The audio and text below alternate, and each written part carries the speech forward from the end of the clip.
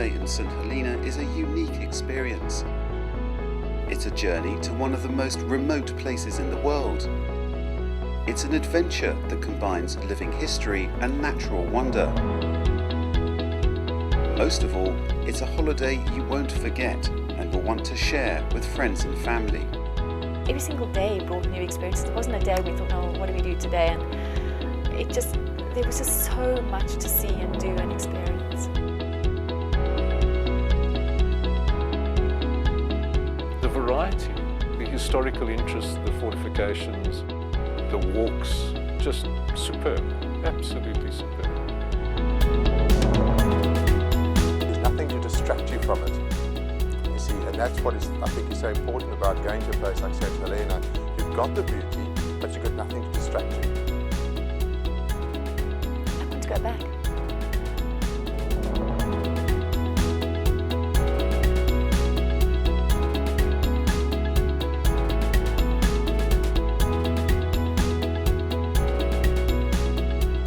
Good afternoon, ladies and gentlemen. This is the officer of the watch speaking.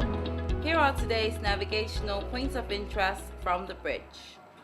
The ship's position at noon today. With no airport on the island, the only way to St Helena is by ship. 19 degrees, 3 minutes It's a 5-day cruise from Cape Town on the RMS St Helena. And finally, results from today's South Atlantic cricket match. The officers went in first to bat. Despite being a working ship, passengers experience a high level of comfort. There's plenty to do and plenty to eat, or they can just choose to sit and relax. The big struggle, of course, is the food. I think there's so much excellent food that I'm going to have to take up some exercise, I think.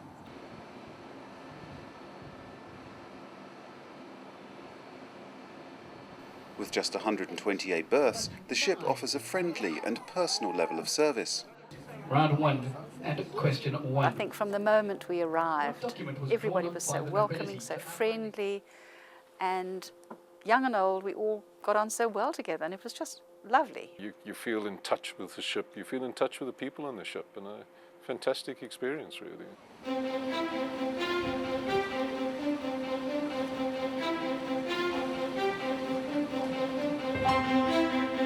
After so long at sea, arriving at the island provides a moment of real excitement.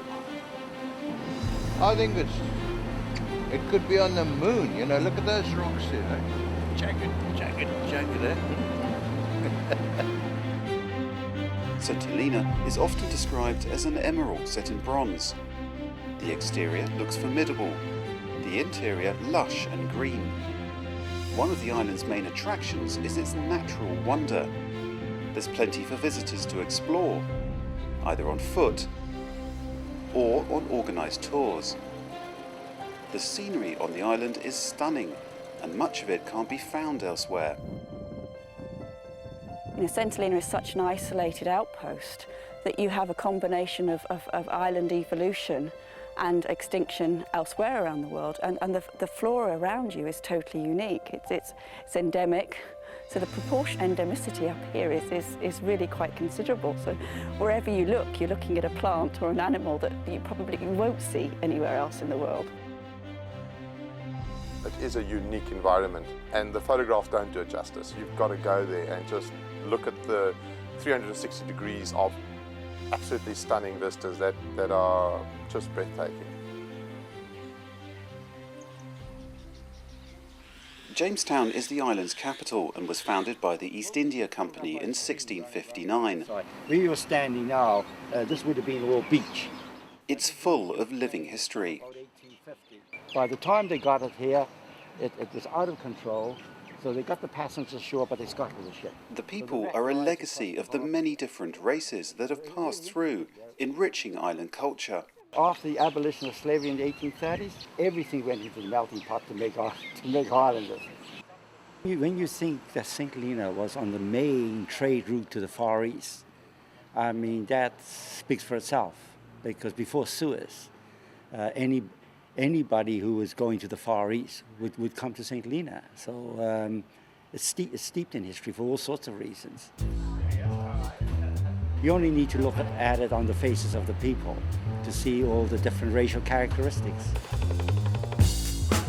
We've had American whalers here, we've had Africans here from the slave trade, and that slave trade has made St Helena so colorful.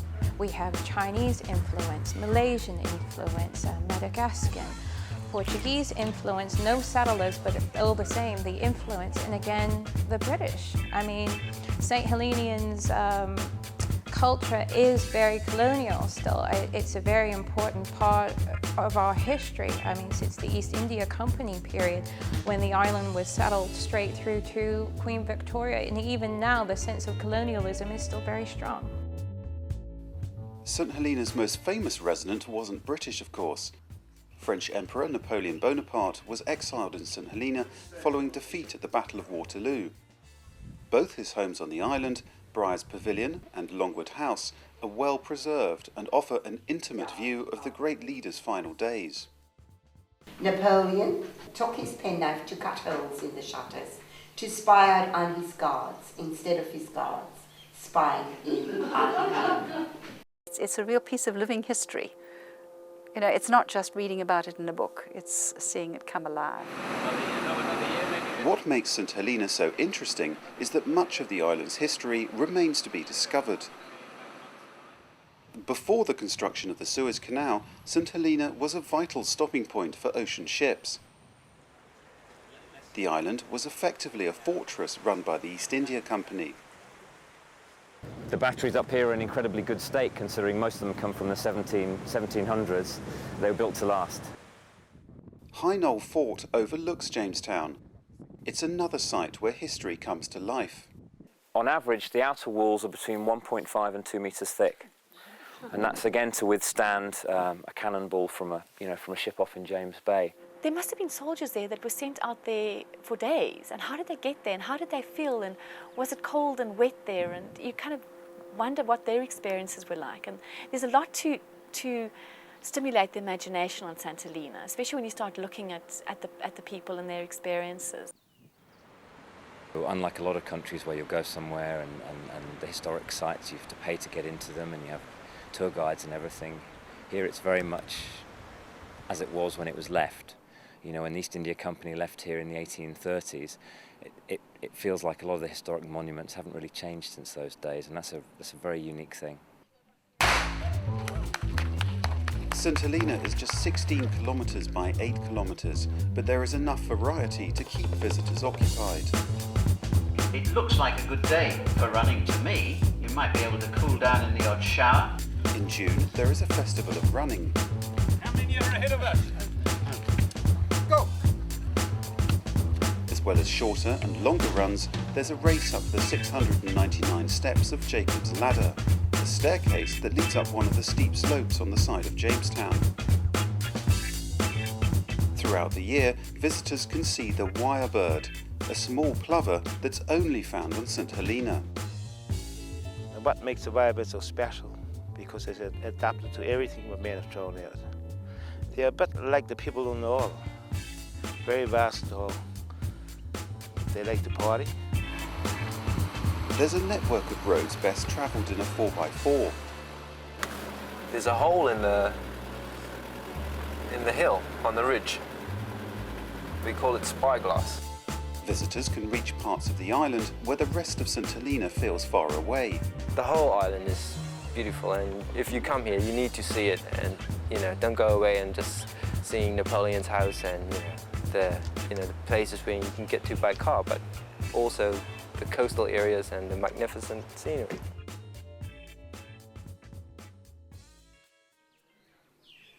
Today, St Helena enjoys the status of British Overseas Territory. A governor is appointed by the UK and islanders elect councillors. The governor's house is open to the public for viewing on certain days. Wellington here, he stopped off, he came, spent a night on the island in 1805. In its grounds live tortoises. Jonathan is reckoned to be nearly 200 years old. I think it's unique.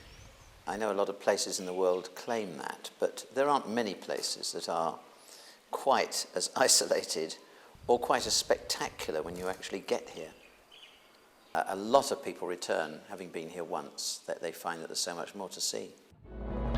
No matter how visitors choose to spend their time on the island, St Helena offers a once-in-a-lifetime experience. There's an abundance of things to do if you want to be busy and do them, but if you just want to sit and absorb that lovely atmosphere on the island, you have the freedom to do that as well. It's something that you really need to experience. I tell anybody to, if they could, to do it, because it's just so different.